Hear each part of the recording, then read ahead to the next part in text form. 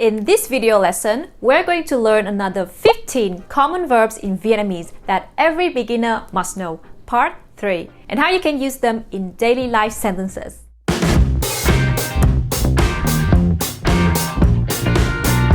Hi friends, Caroline here from How to Vietnamese. If you missed out on the first 25 common verbs, I'll leave the link in the description. Now let's get started. Number 1, nhớ has two common meanings: to remember and to miss or to long for someone or something. Bạn nhớ hôm qua mình nói gì không? Bạn nhớ hôm qua mình nói gì không? Bạn nhớ hôm qua mình nói gì không? Literally, you remember yesterday what I said? Here's another example. Bạn có nhớ nhà không? Bạn có nhớ nhà không? Bạn có nhớ nhà không? Do you miss home? Number 2, quên, meaning to forget. Mình quên nói là ngày mai mình bận. Mình quên nói là ngày mai mình bận. Mình quên nói là ngày mai mình bận. I forgot to say that tomorrow I'm busy. Number 3, sống, meaning to live. Sống ở Việt Nam có vui không? Sống ở Việt Nam có vui không? Sống ở Việt Nam có vui không? Is living in Vietnam fun? Number 4, học, meaning to learn or to study. Mình thấy học tiếng Việt không khó lắm. Mình thấy học tiếng Việt không khó lắm. Mình thấy học tiếng Việt không khó lắm. I find learning Vietnamese is not so difficult. Number 5, chơi, meaning to play. Bạn có chơi môn thể thao nào không? Bạn có chơi môn thể thao nào không? Bạn có chơi môn thể thao nào không? Do you play any sports? When you say đi chơi, it has a different meaning, which is to hang out or to go out. Cuối tuần bạn có muốn đi chơi không? Cuối tuần bạn có muốn đi chơi không?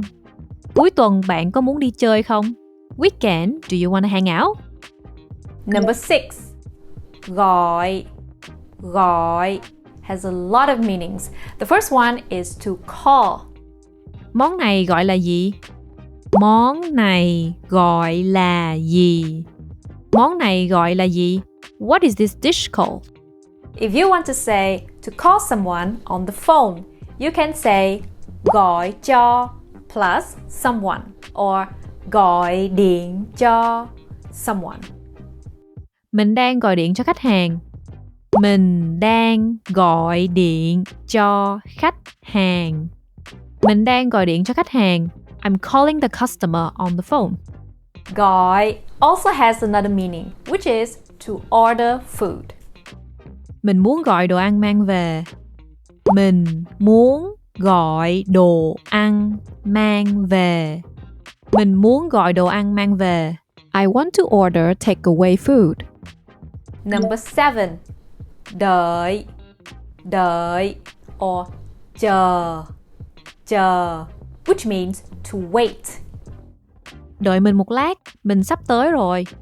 Đợi mình một lát, mình sắp tới rồi. Đợi mình một lát, mình sắp tới rồi. Wait for me a moment, I'm arriving soon. Here's another example. Xin lỗi, bạn đợi mình có lâu không? Xin lỗi, bạn đợi mình có lâu không? Xin lỗi, bạn đợi mình có lâu không? Literally, sorry, did you wait for me long? Number 8, mở, meaning to open. Bạn mở cho mình cái chai bia. Bạn mở cho mình cái chai bia. Bạn mở cho mình cái chai bia. Literally, open for me the beer bottle. We also have the word mở cửa, which literally means to open the door and also to open the business. Siêu thị mở cửa lúc mấy giờ? Siêu thị mở cửa lúc mấy giờ? Siêu thị mở cửa lúc mấy giờ? Meaning, what time does a supermarket open for business?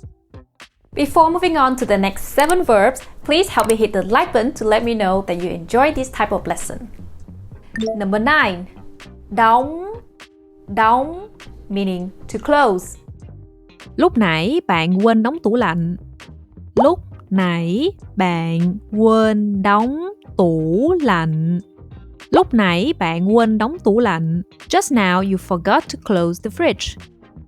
Just like the word mở cửa, we also have the word đóng cửa, which literally means to close the door and also to close the business. Hôm nay cửa hàng đó đóng cửa sớm. Hôm nay cửa hàng đó đóng cửa sớm. Hôm nay cửa hàng đó đóng cửa sớm. Today that shop closes early. Number 10. Bật, bật, meaning to turn on or to switch on. Trời nóng, mình hay bật máy lạnh cả ngày. Trời nóng, mình hay bật máy lạnh cả ngày. Trời nóng, mình hay bật máy lạnh cả ngày. Meaning, when it's hot, I often turn on the air conditioner all day. Number 11. Tắt, tắt, which means to turn off or to switch off. Mình đi coi phim cho nên đã tắt điện thoại. Mình đi coi phim cho nên đã tắt điện thoại. Mình đi coi phim cho nên đã tắt điện thoại.